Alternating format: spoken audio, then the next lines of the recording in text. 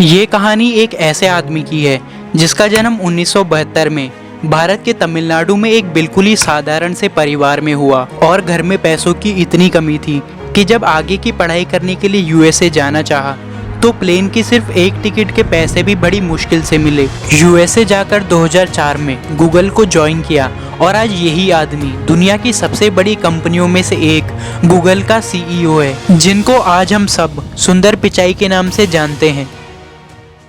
लेकिन ये कहानी किसी एक आदमी की नहीं है, ये कहानी है उन सैकड़ों, हजारों और लाखों इंडियंस की।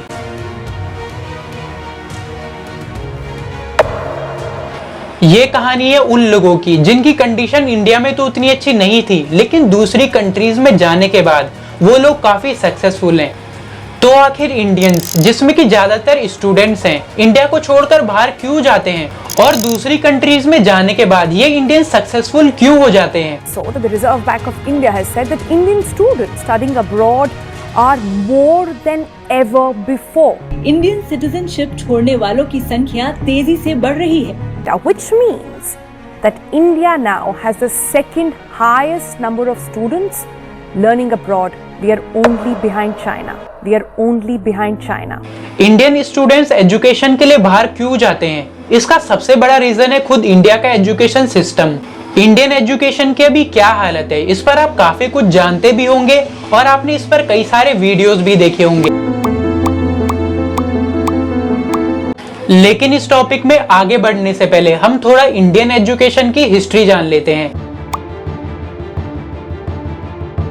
गुरुकुल इंडिया का पहला एजुकेशन सिस्टम था जो लगभग 5000 बीसी पहले स्टार्ट हुआ था। गुरुकुल में स्टूडेंट्स गुरु के पास आश्रम में रहते थे जो कि ज्यादातर दूर जंगलों में हुआ करते थे। यहाँ पर प्रैक्टिकल बेस्ड एजुकेशन पर ज्यादा फोकस किया जाता था, जैसे कि philosophy, warfare and medicine and many more, ना कि आज की एजुकेशन की तरह जिसमें किताबें पढ़वाते हैं और रट्टा लगवाने पे ज्यादा फोकस किया जाता है।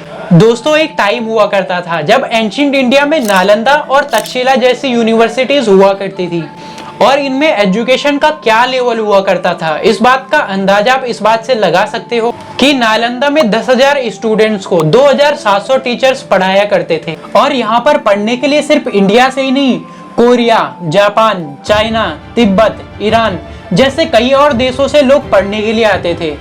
लेकिन आगे जाकर भारत पर बार बार मुगलों के आक्रमण ने इन यूनिवर्सिटीज की कंडीशन कुछ ऐसी कर दी है।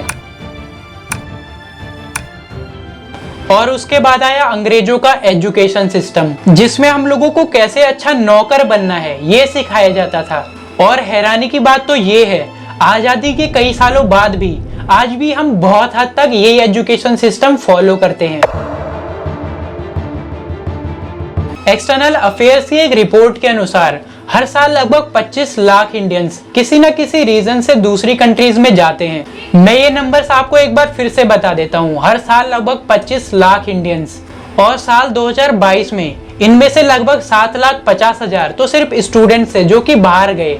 Indian students going abroad for higher education, in fact, recorded a 6-year high in 2022 at 7,50,000.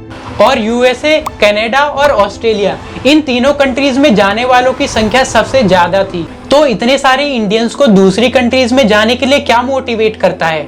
इसका जवाब मैं आपको कुछ पॉइंट्स में बताऊंगा। Number 1, education. इंडिया में हायर एजुकेशन के लिए सिर्फ लिमिटेड सीट्स हैं और दूसरी कंट्रीज के कंपैरिजन में इंडिया में एजुकेशन की क्वालिटी उतनी अच्छी नहीं है।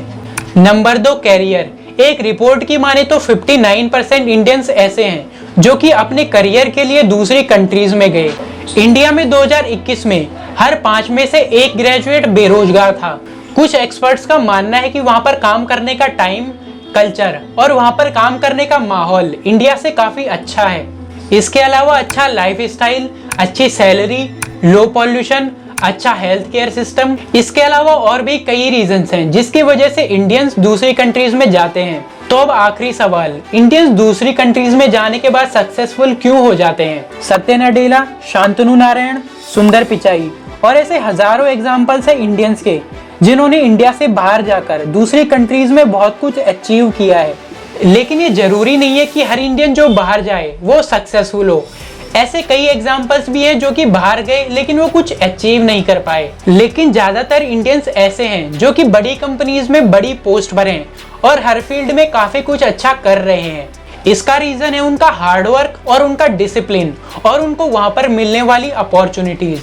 तो क्या आप लोग भी किसी ऐसे आदमी को जानते हो जो किसी न किसी रीजन से दूसरी कंट्रीज में गया हो? कमेंट में जरूर बताना।